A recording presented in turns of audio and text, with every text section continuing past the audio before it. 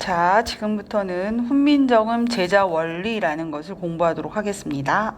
우리나라에는 문자가 원래 없었어요. 말은 있었는데 문자는 없었다. 그러니까 예전부터 우리 말은 있었는데 문자는 없었고, 이 문자가 처음 생긴 게 이제 언제냐면 1443년에 문자가 만들어져서 반포는 1446년에 하게 됩니다. 4416 이렇게 외우면 되고, 이때가 이제 세종 임금 때고, 이때 이제 처음으로 우리나라는 문자가 생기게 된 거죠. 그 전까지는 문자가 없었기 때문에 다양한 방법으로 이제 우리의 말을 기록하려고 노력했었고, 그 중에 이제 이두라든가 향찰이라든가 뭐 이런 것들이 있기도 했는데, 그런 거의 기본 베이스는 이제 한자였고, 조선시대나 뭐 고려 이럴 때 이제 지배계층들은 주로 한자를 통해서 이제 기록을 했고, 이제 그 우리나라 뭐 왕조실록이라든가 뭐 이제 그런 것들도 전부 다 이제 한자로 되어 있죠. 그래서 그 우리 말을 기록할 수 있는 문자가 생긴 건 바로 이때 이제 15세기 때 생기게 되고, 이 원리가 이제 잘 기록에 남아 있기 때문에 우리는 이 원리를 잘 파악할 수 있는 민족이 되었죠. 전 세계에서 유일하게 문자의 창제자가 누구고 창제 원리가 무엇인지를 이렇게 기록에 남겨놓은 것은 우리밖에 없다.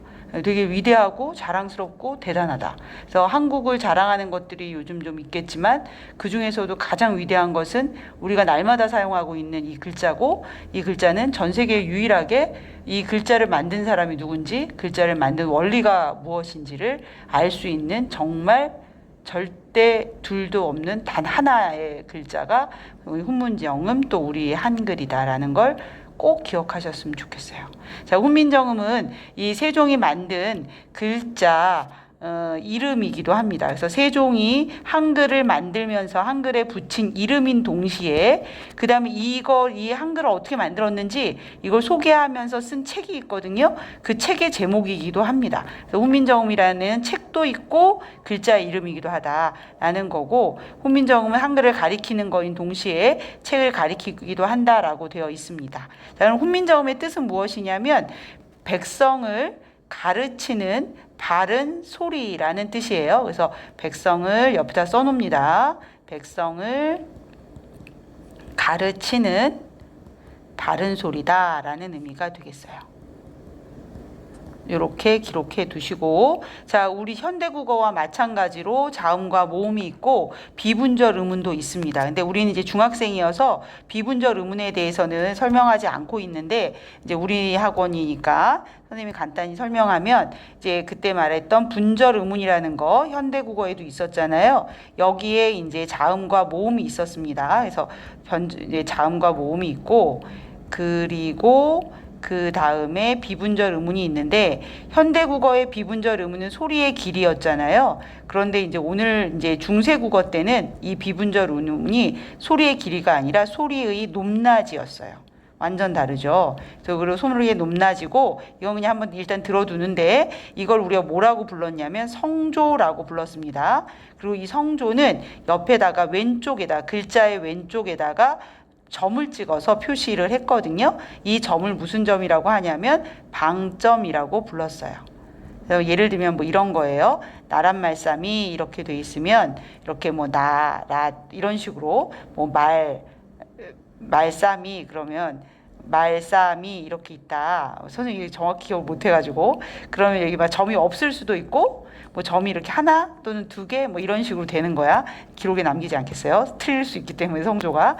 그래서 이렇게 글자의 왼쪽에다가 점을 찍어서 이제 소리의 높낮이, 그래서 낮았다가 높아지는 소리, 뭐 높은 소리, 낮은 소리 뭐 이런 것들을 표현해서 뜻을 구별하는 그런 성조가 있었다라는 것까지 알아두시면 되겠어요. 그래서 현대국어에 자음과 모음이 그대로 있었고, 그 다음에 비분절 의문이 있었는데, 이제 고등학교 가면 오늘날의 비분절 의문은 이제 소리의 길인데, 이 당시엔 소리의 높낮이었다라는 게 큰 차이점으로 꼭 공부해야 되는 것 중에 하나입니다. 근데 이제 중학교는 글자의 제자 원리만 설명하고 있어서 자음과 모음체 중심으로 간단하게 공부하고 있어요. 그래서 여기서 이제 자음자를 보시면, 세종대왕 때는 자음이 17개였습니다. 전체 28자를 만들었는데 자음을 18 17자, 모음을 11자 이렇게 만들었어요. 전 11자. 그래서 전체가 새로 28자를 만들었었죠. 그래서 이제 뻔히 알 수 있듯이 오늘날 24자잖아요. 그러니까 이제 4개의 글자가 지금은 현재적으로 쓰이지 않고 있다. 이런 글자 우리가 소실 문자라고 하고, 소실했다는 건 이제 음가를 소실을 잃어버렸기 때문에 나중에 글자도 점차 안 쓰게 돼서 잃어버린 글자가 되었다라고 보시면 됩니다. 그래서 전체 17가지를 만들었는데 이 17개를 만드는 원리가 책에 잘 기록되어 있어요. 그 원리의 첫 번째는 상형의 원리입니다. 1번 상형의 원리. 자, 이렇게 상형의 원리로 기본자를 만들었고요. 두 번째 가획의 원리를 이용해서 가획자를 만들게 되고, 이걸로 설명할 수 있는 기본자와 모양을 달리한다 라는 의미를 갖고 있는 이체자까지 합쳐서 전체가 17자로 이루어져 있어요. 기본자가 5글자, 가획자가 몇 글자냐면 9글자, 그리고 이체자가 3글자, 이렇게 해서 전체 17개의 글자를 완성합니다. 자, 그러면 이제 어떻게 되었는지 기본자부터 보시면, 상형이라는 말은 다른 말로 말하면 본뜨다라는 뜻이에요. 본뜨다. 그럼 뭐를 본떴느냐? 발음 기관을 본뜹니다. 발음 기관을 본따서 만들었어요. 발음할 때 어떻게 발음 기관들이 이제 작동하는지 그 모양을 보고 이 글자를 만들었다는 거야. 그래서 기역은 어금니 소리라고 부르고 한자로 아음인데요. 혀 뿌리가 목구멍을 막는 모양이다라는 거야. 자, 여기 한번 지금 보시면 이렇게 되겠어요. 자, 여기가 혀 뿌리예요. 혀 뿌리가 목구멍을 막는 거예요. 여기가 목구멍 있을 거 아니야? 그 목구멍 이렇게 막는다라는 표시고, 그 다음 여기는 혀 끝이 윗 잇몸에 닿는 거예요. 혀 끝부분이 윗 잇몸에 닿는 모양. 그렇겠지. 보시면 이제 빨간 부분. 자, 그 다음 입의 모양, 이의 모양, 목구멍의 모양, 이렇게 해서 기역, 니은, 미음, 시옷, 이응이라는 기본자가 완성되는 겁니다. 이렇게 기본자가 완성이 되고, 이 기본자가 이제 발음기관의 모양을 본떠서 만들었다. 자, 근데 이거 5개 갖고는 우리의 모든 소리를, 말소리를 다 이게 표현할 수는 없겠죠. 턱도 없이 모자르니까 세종께서 이제 가획의 원리로 글자를 좀 더 만듭니다. 근데 이때 가획의 원리라는 건 소리가 세질 때마다 획을 더한다는 뜻이야. 그보다 크가 더 세잖아요.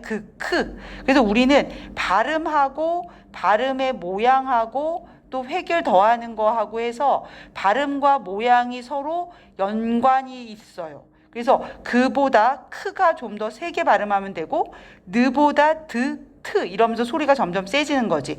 그럴 때마다 획을 하나씩 더해준 거야. 다시 말하면 기역에다가 획을 더해주면 크가 되는 거죠.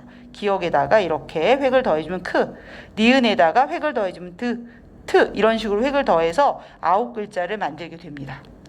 자, 그리고 이제 이런 원리로 설명할 수 없는 아이들이 이체자인데, 이걸 왜 설명할 수 없다고 하냐면, 이응도 선생님 이응에다가 옛이응 이렇게 획을 더하면 되지 않겠습니까?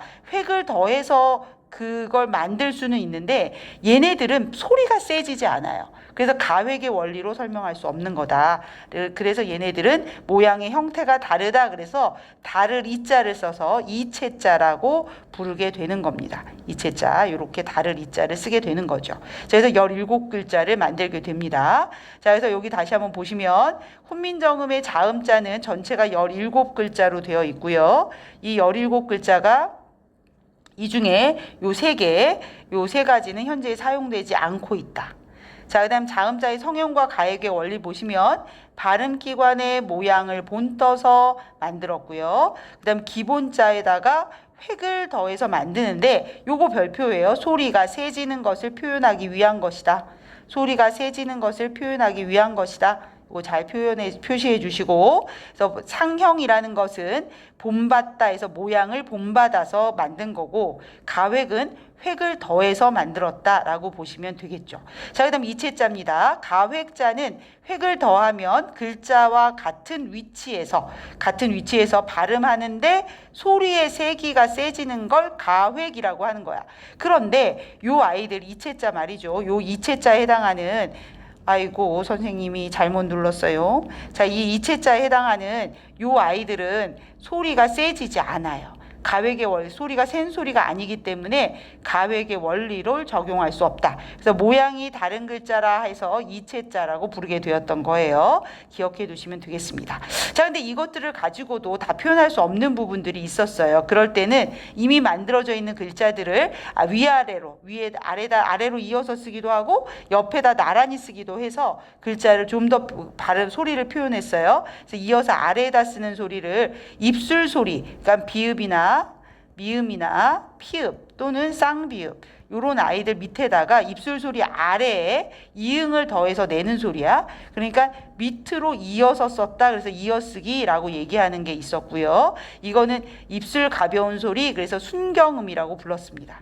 자, 그 다음에 옆에다 나란히 쓰는 거 요즘 우리도 하잖아요. 이렇게 디귿에다 옆에 나란히도 쓰고, 그 다음에 겹받침 같을 때 요렇게도 쓰고, 요러는 거, 요렇게 나란히 쓰는 건 병서라고 불렀습니다. 연서보다는 병서가 좀 더 중요하기 때문에 병서에다 별표 쳐주시면 될 것 같아요. 이렇게 해서 자음자가 완성이 되었다라는 겁니다. 자, 그럼 여기까지 멈추고 밑에 문제를 풀어보도록 하겠습니다.